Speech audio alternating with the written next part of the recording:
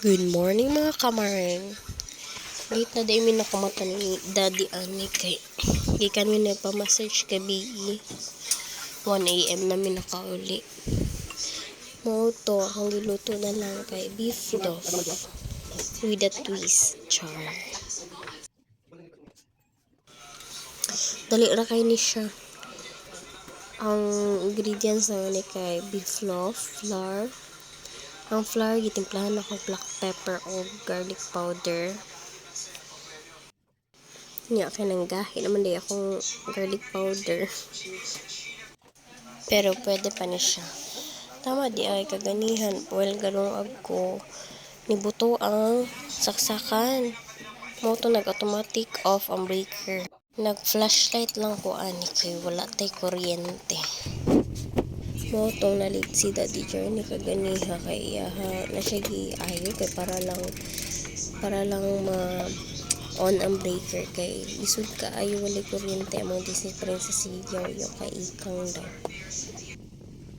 Kislice man ako ni kagmay ang beef loaf, then akong gibutang sa egg, then flour, then egg na pod, then breadcrumbs. Then prito na ako, inanay siya kadali. Kung gusto mo madalian na ulam, breakfast, pwede ni siya. Pero dili siya maayo everyday kay tilata manggod, dili siya healthy. Daghan po akong nabuhat sa isa ka lata. Kaya tigagmay man ako. As you can see, naka-flashlight lang ta. Akong Disney Princess akong gipa-flashlight. Muna siya, nagsugod akong prito. Muna siya ang isa ka dilata. Kaya siya kadaghan.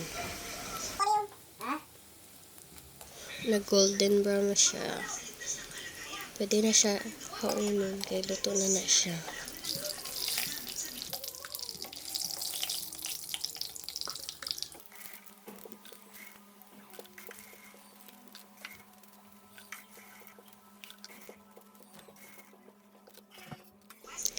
Isala na nako ang use oil ani. Kaya magprito na po ko scrambled egg.